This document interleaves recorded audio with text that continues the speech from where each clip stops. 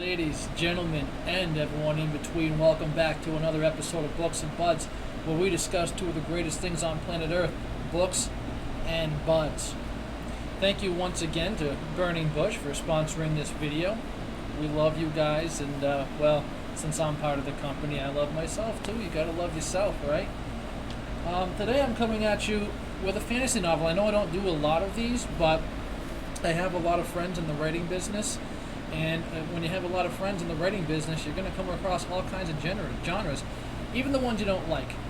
I don't really like fantasy, but I was pleased and thrilled to read Mr. Glen Dahlgren's book, The Child of Chaos. Now, it's book one. He's going to have a series coming out. I'm kind of excited about it. One of the things that piqued my interest was he ended up getting a little blurb on just a little word of praise from Piers Anthony. He is really high up there as far as fantasy novelists go. He's one of the biggest ones. So I was really curious how he got that. I was like, well, if Piers Anthony likes it, then surely I'm going to dig it, even though I'm not a huge fan of fantasy. But it was enough for me to give it a shot. And again, it's someone that I've worked with in the past, and said, you know what, I'm going to give Glen's book a shot. And I gave it a shot, and you should too. The link is in the description below. It's only 99 cents on Kindle or whatever ebook platform you decide to use it on, and it was worth the 99 cents. It really was. So, for the cost of a cup of coffee, why don't you just click on the link below and give it a check it out for yourself. At least look inside the book on Amazon or wherever you buy it from and see if it's something you'd be interested in. So let's dive right into it, shall we? So it follows the lives of these young boys, Glen, his friend Gusset.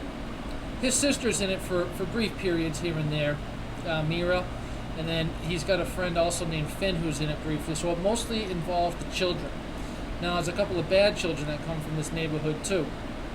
The worst one of them is called Horace, and my favorite one was his henchman, this brute of a kid named Hunlock. I liked him because he played the kind of the dumb sidekick, but you couldn't help but kind of like him because he had enough sense to know that Horace was an evil bastard that was going to get anything he wanted. He was going to kill anyone in his way. So Hunlock pretty much joined ranks with him to spare his own butt. And so he wasn't that dumb.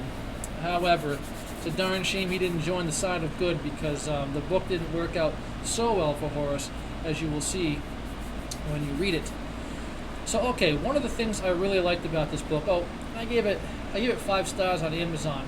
I was hemming and hawing to give it 4 or 5, mostly because I'm not a big fan of fantasy, but as I thought about it, I was like, you know something?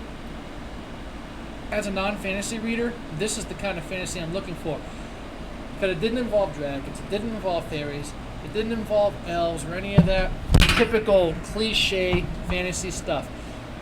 The story was very character-driven, and each character was driven by their own faith.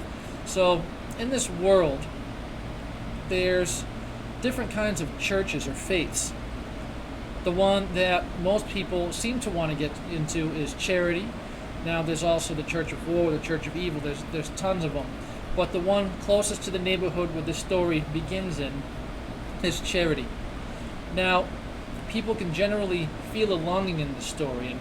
And Galen's sister, Myra, she claims to feel a longing that drives her to become a priestess of charity. Now these kids are of age and they're able to test. And there's a certain, I don't know what you'd call it, I guess just a ritual that they put these children through to find out if they are actually ready to become priests or priestesses in these different religions or faiths. And he feels a longing, Garrett, our main character, he feels a longing. So he goes along for the ride along with his cousin Pace. I'm not sure how to pronounce his name. It's fantasy, so a lot of the times I don't know how to pronounce the names. And also their friend Gusset goes along for the ride too. So you kind of know that the story's going to be driven somehow, so the main character is going to fail the test. And I wasn't disappointed in that assessment. He did fail the test, but his sister passed it with flying colors and became a priestess. So that's where the story takes off. He's like, well, what is this longing that I feel that I don't understand it?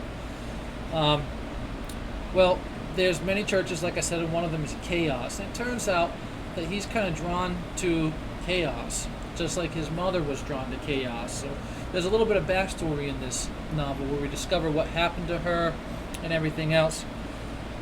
So During all this time, we're finding out what's going on all this long, and a lot of great character development. He did a good job because he didn't go into too much detail. I would have liked it a little more if he gave us a little more of the setting, brought us into the scenery a little more, but he did a good job at doing it in as little words as possible. That's something I, as a writer with not a lot of time on my hands, appreciate. So thank you, Glenn. I'm sure you're watching. I appreciate you doing that, taking people's times into consideration, because that's another reason I don't like fantasy, is because it's too long and drawn out half the time. I mean, you go to the bookstore, the books are that thick, and I just don't have time to read one novel that long. So that was another reason I appreciated this book and gave it 5 stars. He got right down to the nitty gritty. But I would have liked a little more setting, but it's okay because with little words he did use, I was into the story, and I did have, in my imagination, I did have a perfect picture of where they were and what was going on. So I think I was just being a little bit nitpicky on there, so I didn't take away any stars. I gave him a full 5 stars. So as the story develops, here's his bully, as I mentioned earlier. His name is Horace, and he is just a bad, bad kid. So he beats up this kid all the time. He beats up poor Garrett all the time. And luckily, Garrett has his buddy Gusset, who's a big oaf, and he's just a big sweetheart of a kid. And Horace is wimpy enough, even though he's a bully, to know not to mess with Garrett when Gusset's around, because Gusset can put his big burly arms around him and just pretty much put him in his place anytime he wants. So Horace is just waiting for the day where he can get Garrett all by himself. So anyways, one thing leads to another, and Horace's uncle, there's a bit of deception that goes on, a bit of miscommunication within the church, and Horace's uncle, I forget how to pronounce his name, I won't even bother. I just kind of read it in my head and just glossed over it because, again, it's fantasy, so... And his character didn't last too long.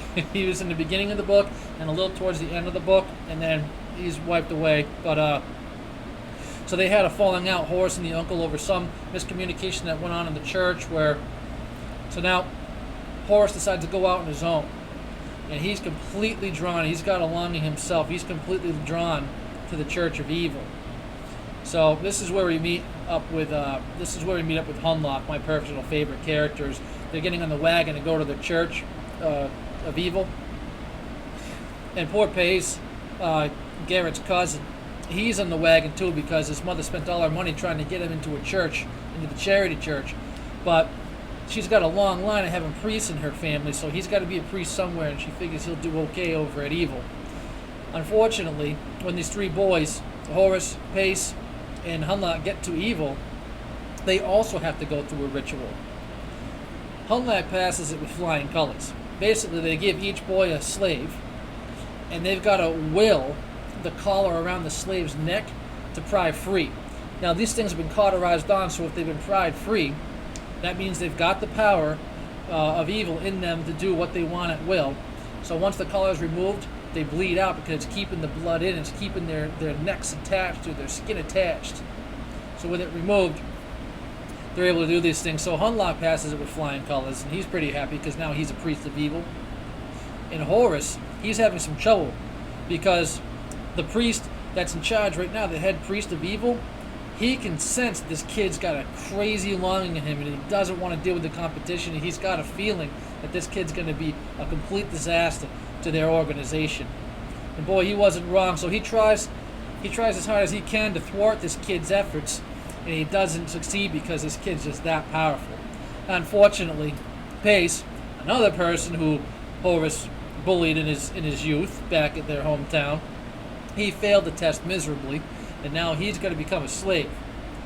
So Horace decides he's not done bullying this poor bastard, so he ends up making him a slave of his own. He's like, I'm keeping him.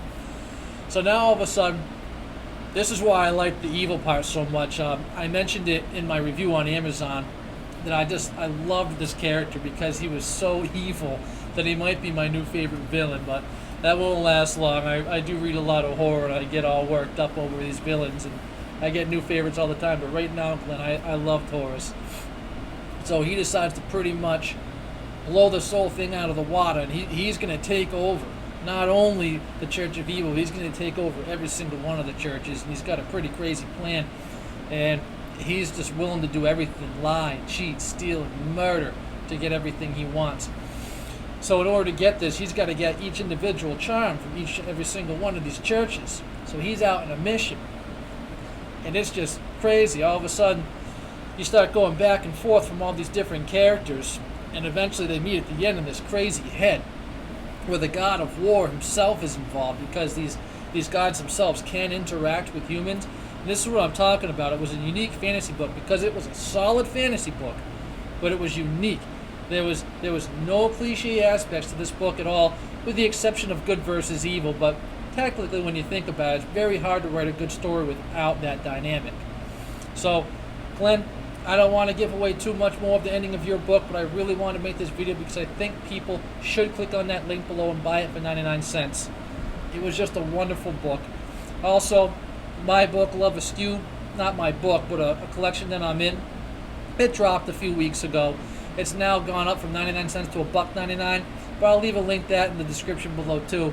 And also, everybody, keep an eye out for my debut novel coming out, Corpse Lily.